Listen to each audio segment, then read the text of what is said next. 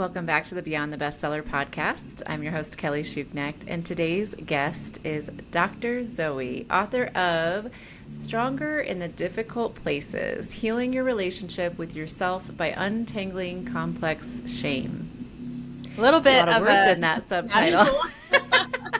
A lot of words. I wanted to read it all, though, because I feel like there's a lot of context in there we want to dig into. So welcome, Dr. Zoe. Thank you for coming on. I want to start with having you introduce your book. So you tell me, I read the title, but I would love for you to tell me about your book and why you wrote it. Yeah, well, first, thank you so much for having me on, Kelly. I'm so glad to be here today. I have the cover of my book right here for people who are watching. I know a lot of people will listen, but this is called Stronger in the Difficult Places. It is also named after my podcast. This book came to be, well, first of all, I'm a psychotherapist. I'm a mom of 5. I'm a dog mom. I live in California. I've had my own shame story, and I came up with the term complex shame through trying to work through my own shame story and trying to understand, why is my shame different from the Brene Brown kind of shame, which I now call simple shame, where you can kind of talk about it, express yourself, receive external validation or compassion, and the shame goes away. But I did that. My shame did not go away. And it actually just made my shame dive deeper. And so I started to really try to understand, what is this kind of shame that when people give me external validation or compassion, I just feel like, oh, but you don't understand. If you really knew, you wouldn't be saying these things. And I started to do a lot of research, both in, with my clientele and trying to understand. And there was this book called, I'm blanking on the book, by Tarana Burke. And it was an anthology. And she talked about a type of shame, specifically in the Black community. And she was talking about the same thing that she tried, Brene Brown's, remedy for shame, and it didn't work. And Brene Brown wrote a foreword in that book. And in the foreword, she said, I know my research is sound. I know that what I'm telling people works because of all the research that I've done. She said, but lived experience trumps research. And so I started really trying to understand this type of shame, and I came to name it complex shame. And yes, it is disproportionately represented in marginalized communities, but plenty of people who are not marginalized also experience complex shame based on some of the things that have happened to them in their life and all the ways that they have run from it and sabotaged themselves in the process. And so that's how I came to this book. It actually started out as a memoir, but as I began to understand shame and name this type of shame, it turned from a memoir into a self-help book, really helping someone identify if they have complex shame or the type of shame that they have in their life, and steps to alleviate it, to work towards a maintenance phase where it's no longer sabotaging their life. And I did it through my own story as well. So tell me about the different, okay, so when I think of shame, I'm thinking of I don't know, I think of a dog who's done something wrong and hang their head in shame kind of thing. But talk to me about the difference between what is something that would cause simple shame versus something that would cause complex shame. Because I have a hard time with that word and relating to it, and for what does that mean? I feel like I hear people use that word a lot, but I'm I don't really understand what causes that for people. So explain the difference between the two. So I understand I've read a lot of Brene Brown, so I know what you're talking about with the what she talks about, right? But that might have been one of those books when I was reading it where I was I don't understand what we're talking about. What is shame? What are we experiencing shame for? Yeah. So tell me about kind of both of those. What causes simple shame versus complex shame? Right. Well, let me first delineate, because there's this whole spectrum of embarrassment, shame, guilt, right? And people get very confused about that. Yeah. So guilt is a different experience than shame. And in my professional opinion, guilt is healthy, shame is not. Okay. So guilt is an experience where you recognize, I've broken my moral code. I've done something that I believe to be wrong, and therefore I feel guilty, right? Okay. It is Yep. not attached to identity. And the thing with guilt is that there's something you can do about it. So I've done this thing, I've broken my moral code. Now I've got some choices, right? I can go back and try to repair. I can apologize. I can choose to do differently moving forward because I don't like this feeling. It doesn't feel good. I don't want to do these things. Shame, and that's why I say it's healthy, because guilt incites you to usually make some type of change. Shame is very different. Shame goes deeper than guilt, and it's a different emotional and mental experience. Shame is an experience that says, I am wrong. I am wrong. I am unworthy. I am not good enough. And when we ourselves are wrong, we have no place to go, right? There's nothing to do if I am wrong, and I co-sign with that. And so what we do instead is we hide. We just try to hide those parts of ourselves that we believe are wrong. And so this is what I tell everybody. A simple way to recognize shame in your life is wherever in the world you're trying to hide. Sometimes we hide from ourselves. Sometimes we hide in relationships. Sometimes we hide in work. There are many different ways that we hide. Wherever you are hiding, you have that sense of, I don't want them to know. I don't want them to see. I need to keep them from seeing or knowing or understanding. That's where your shame lies. So that's a pretty Got it. simple way of understanding where shame lies in your life. The places that you want to hide, that's where shame is. Now, there's a Got difference it. between choosing not to share and wanting to hide. That's different. But when you feel that sense of, I want to hide, I don't want them to see, that's shame. Now, there's shame that is simple shame, like I talked about, where like a woman talked to me and she told me, I had all this shame about my infertility. And I carried it for many years. And when I finally started talking about it, and I recognized that so many people had experienced the same thing, and I found this community and they validated me, and I got all this external compassion, my shame went away. That's simple shame. When someone has had sometimes multiple toxic messages over the course of maybe a childhood or maybe a relationship or different experience, or societal messages that say you are wrong, you are unworthy, they tend to then begin to sabotage themselves by, they could start becoming codependent in relationships. There are different ways that we do things. We could self-harm in various ways. And that is usually how complex shame develops, because it becomes very complicated. So it's things that are done to you and then things that you do to yourself, and they all become kind of mixed up. And you lose a sense of where the shame, all the shame really even is, right? And so when you express shame to somebody, there's two things that happen with people who have complex shame. Either they express the shame, someone validates them, gives them compassion, and they say what I told you before, oh, I can't take it in because you don't really understand or know. Or someone will gaslight them for their shame. And someone will say, that's not true. You didn't experience that. That didn't happen. That's not really what's going on. And so instead of experiencing any of that compassion, their shame just goes deeper. And so there's a deeper sense of something must be really wrong with me because I'm not even able to get that, right? So that Yeah. is what complex shame is. So I like that, like in a simple shame, you gave an example. Help me with an example on the complex shame, like some like. Yeah. You're helping me really understand this in a way that I haven't before. So I appreciate Right. that. And also, like, what are an example or two of just like, what leads to that complex shame? Like, give me something to help me understand that part of it. Right. So multiple toxic messages that you co-sign leads to complex shame. So I'll give you an example from my own life. Yeah. I grew up a black girl in an all-white community, and I developed a lot of racial shame about that. I was also gaslighted for my racial shame because that didn't really exist. There is no Nobody racism. We understood. don't see anything of Yeah. that going around. Yeah. At 16, 15, I became pregnant. And I grew up in a fundamental Christian home. That was completely not allowed, right? My parents sent me to a pregnancy home, and it was understood that I would come back home without a baby and pretend like nothing had happened, which is exactly what I did. And I learned to hide, right? And in my hiding, pretending like everything's fine, and I was, I doubled down on my accomplishments. I was a track star. I got a scholarship to UCLA. Academically, I did super well. I was running from my shame in so many ways. I became codependent. I got into a marriage that was very unhealthy.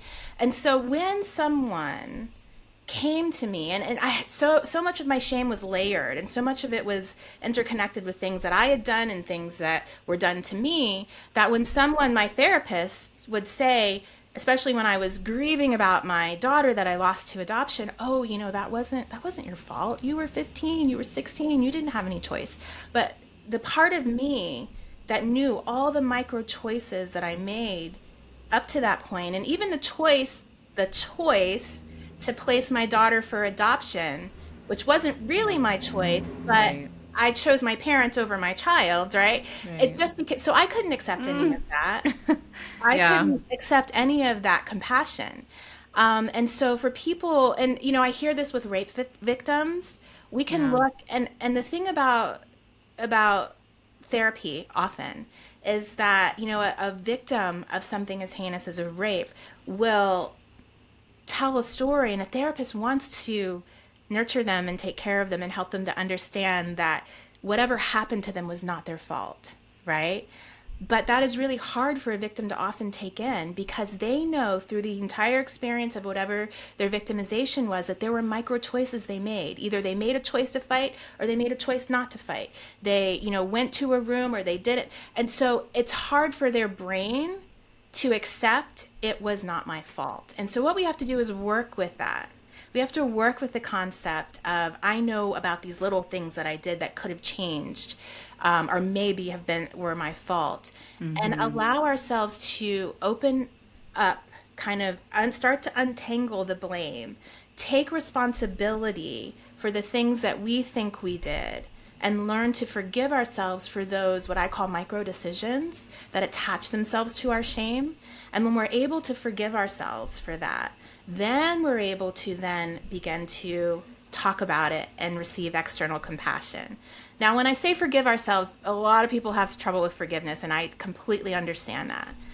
My favorite definition, and it's by Jopalinsky, my favorite definition of forgiveness is allowing yourself to give up all hope of a better past.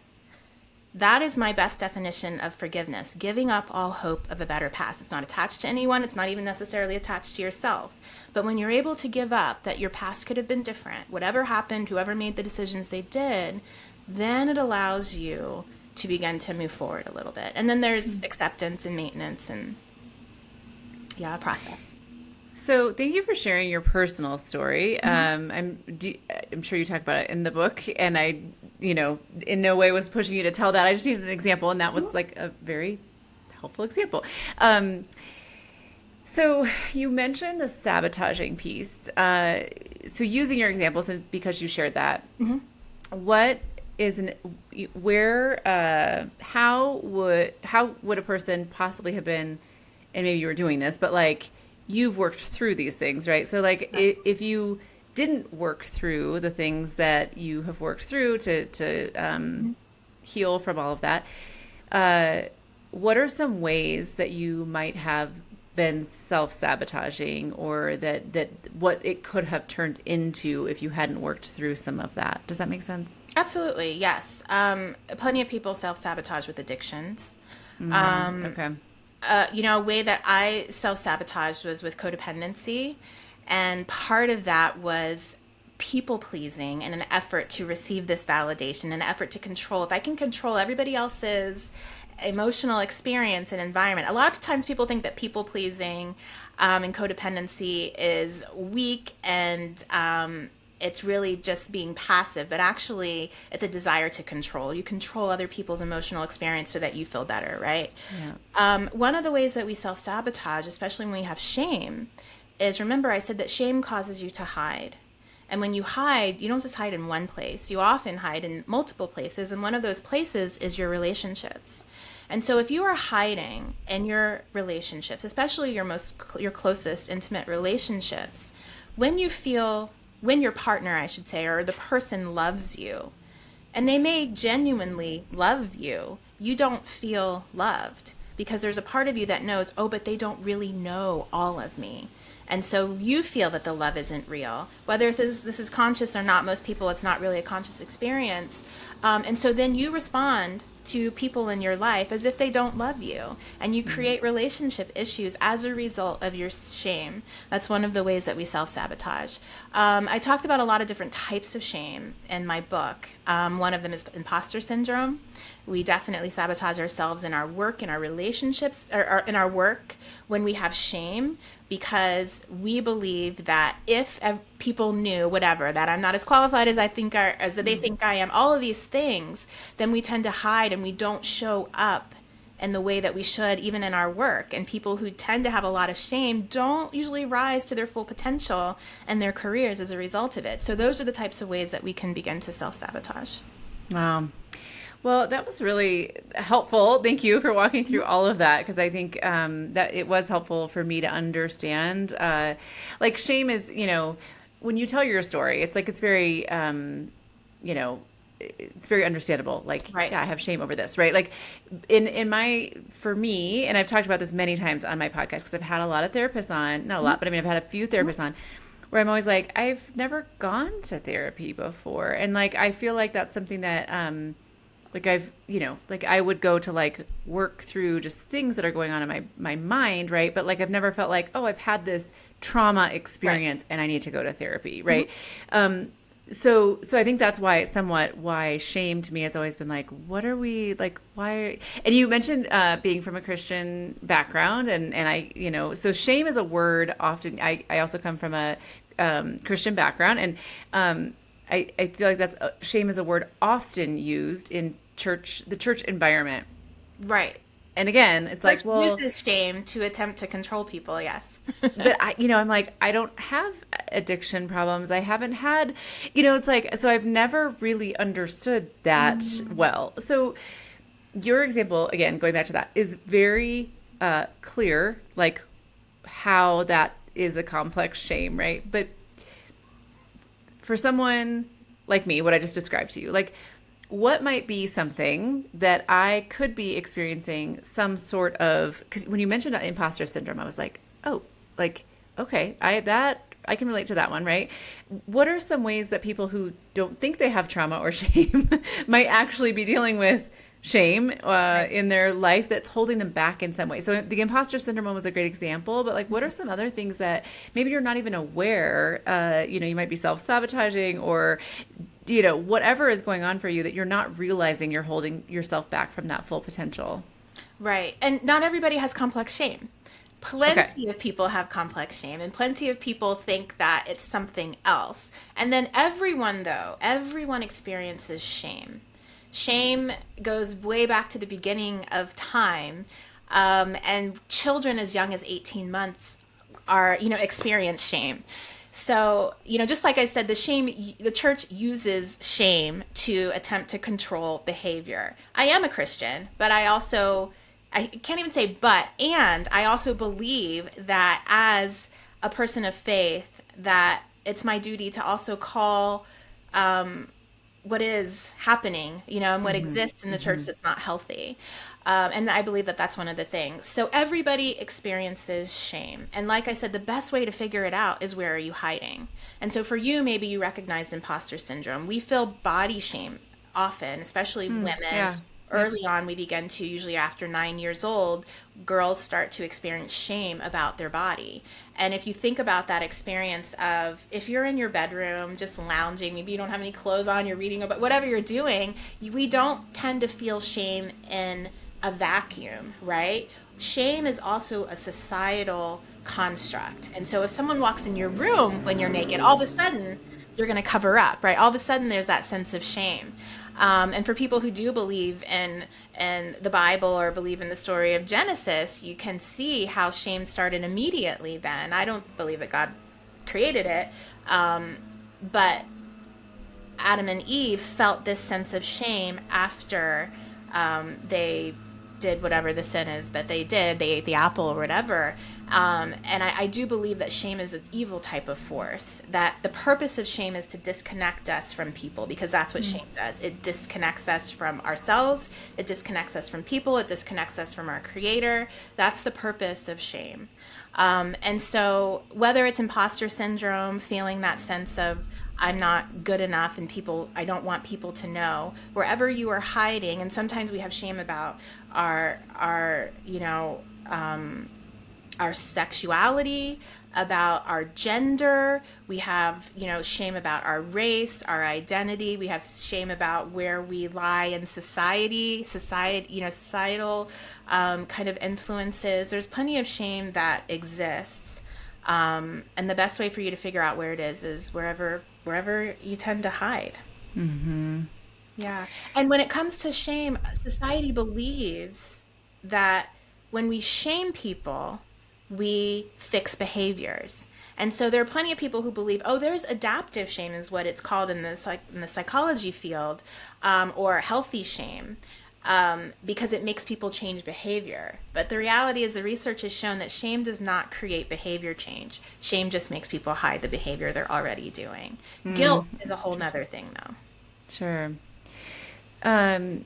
So you mentioned, so people may be experiencing complex shame and not even know, like they're not identifying that, they're hiding from things in different ways. What are some ways that, or I guess how do people identify that in themselves and know that they need to, I like that you clarified that like not everyone's dealing with complex shame. Right. Like, I appreciate that because I was like, okay, like it's okay to like be like, I don't have that. You don't have it. Yeah. It's okay. I mean, it's whatever. But for people who are maybe like, they're struggling with whatever it is, some sort of addiction, some sort of, I don't know, relationship problems, like whatever's coming up for them, like how, I would imagine that one of the things they have to do is to say like something needs to change. Like they have to know that in order for anything to, for them to start getting help, for anything to change for them. Right. But what are some of the ways that people, or things, I don't know, like red flags for people or what are the things that they should be thinking about, be aware of in order to know if they should seek help? Mm-hmm. Yeah. So people who have complex shame know about the stories that they're hiding. They know about the things that they tend to cover up and don't want people to see in their life. They know about their low self-worth. But what they often don't do is they don't recognize how it affects relationships. They actually think they are doing good things by covering up, right? So it feels like health because maybe it worked a long time ago in your childhood. Maybe you were taught to keep secrets and taught to be silent and taught to not share things. But when we continue to do things that may have been healthy in our childhood with the assumption that they're going to continue to be healthy, what happens is those defense mechanisms break down, right? And so what we tend to do is we tend to have relationship issues. We tend to not feel seen, loved, heard in our relationships. We tend to be over-pleasing. We tend to have codependency issues.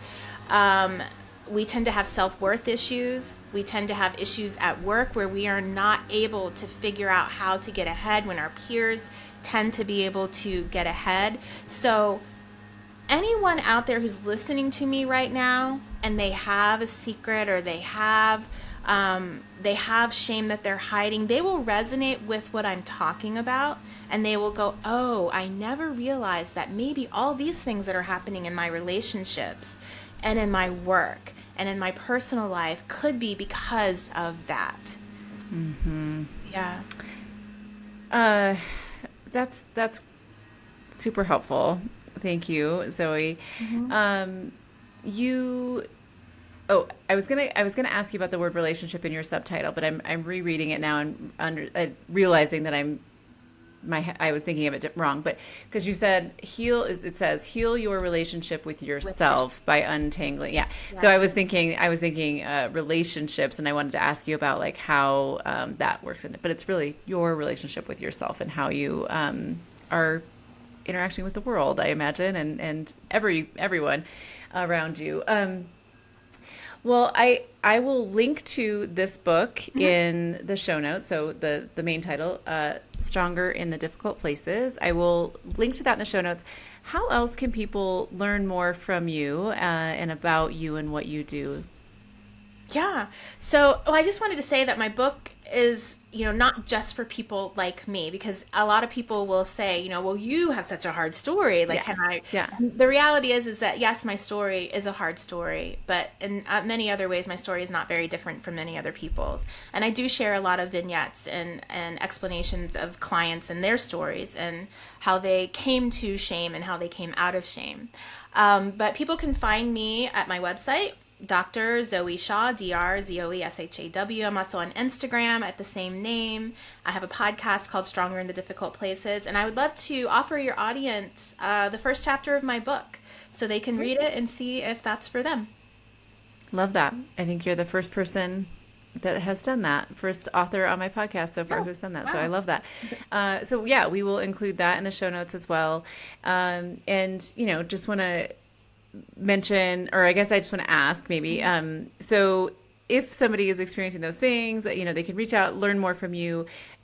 What about finding help? Like, what are some resources for that? Or do you have that in your book? Do you have that on your website? Is there resources around that for people as well?